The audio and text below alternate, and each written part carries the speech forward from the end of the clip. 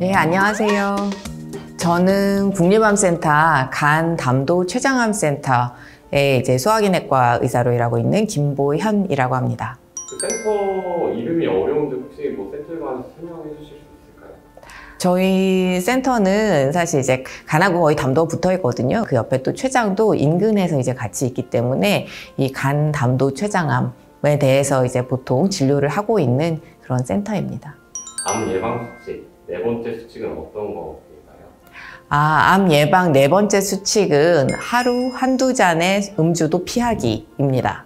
대부분 많은 직장인분들이 퇴근하고 한 잔씩 하시는 게 삶의 낙일 것 같은데 술이 도대체 왜 암에 안 좋은 걸까요? 술은 사실 여러 가지 암 발생 위험이나 이제 이런 거를 다 높인다고 알려져 있기는 하고요. 그 중에서도 이제 가장 좀 직접적인 연관이 있고 잘 알려져 있는 것이 이제 그 간암입니다. 근데 이제 술 자체가 아주 직접적으로 간암을 일으킨다라기보다는 사실 그 사이에 과정들이 좀 있습니다. 남자로 치면 소주로 치면 소주 2병, 근데 개인 차이가 있습니다. 여자로 치면 1병 이런 정도 이제 이상 마시게 되면 사실 거의 90% 이상은 알코올성 지방간이 생긴다고 봅니다.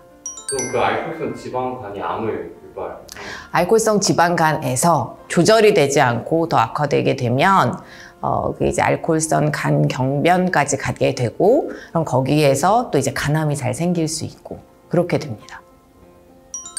간암이 발생하는 이유의 대부분이 술 그 하나의 이유 때문인가요? 사실 그렇지는 않고요. 사실 술이 우리 일반적으로 많이 이제 접할 수 있는 거기 때문에 그 술이 역시나 이제 간암을 일으키는 주요한 원인 중에 하나라고 보고 있기는 하지만 간암 자체로서 보면 술이 차지하는 비중은 한 10에서 15% 정도고요. 대부분 한 70%에서 한 80% 정도까지도 바이러스 간염 때문에 생긴다고 보고 있습니다. 그러면 뭐 다른 암들은 뭐 유전적 요인, 뭐 환경적 요인, 혹은 뭐 생활 습관적 요인 뭐 이런 게 있을 텐데 뭐 간암의 주요한 어떠한 원인을 생각 말씀해 주시죠. 간암에서 이제 가장 주요한 원인은 이제 세계적으로 보면 나라별로 약간의 차이가 있기는 있어요. 어느 나라에서는 뭐 알코올이 조금 더 많은 역할을 하고 어느 나라에서는 C형 간염 바이러스가 조금 더 많은 역할을 하고 근데 우리나라는 B형 간염 바이러스가 아직까지도 이제 굉장히 많은 역할을 합니다. 그래서 보통 한 60에서 70% 정도는 다 B형 간염하고 이제 연관이 있다라고 보고요. 그래서 B형 간염이 우리나라에서는 사실 여전히 가장 주요한 원인입니다. 간은 제가 알기로 장기 중에서 가장 회복이 빠른 장기로 하나로 알고 있는데 간 경화나 간 경변 이런 게 생기고 나서 그럼 회복되는 데는 얼마나 걸릴까요?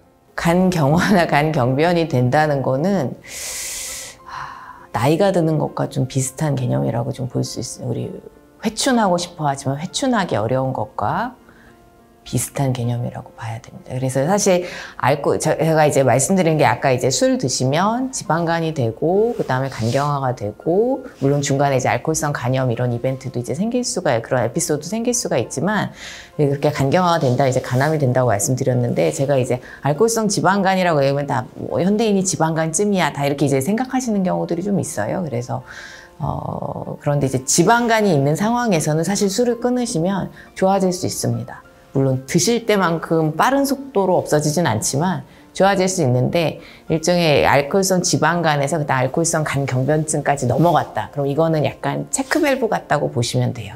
앞으로는 가지만 뒤로는 이제 못 갑니다. 뒤로 가는 문은 닫혀 있다라고 보시면 돼요. 그렇기 때문에 알코올성 간경화가 되기 전에 끊으셔야 됩니다.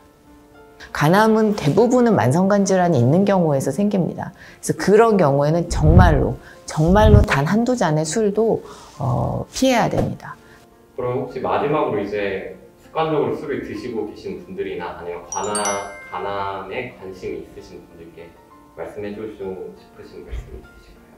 간암은 검진을 하는 암 중에 하나입니다. 그래서 아까 말씀드렸듯이 B형 간염, C형 간염 이제 이런 만성 바이러스 간염이 있는 경우에는 꼭 6개월에 한 번씩 검사를 받으셔야 됩니다. 간경변증 포함해서 6개월에 한 번씩 초음파와 혈액 검사를 받으셔야 되고요.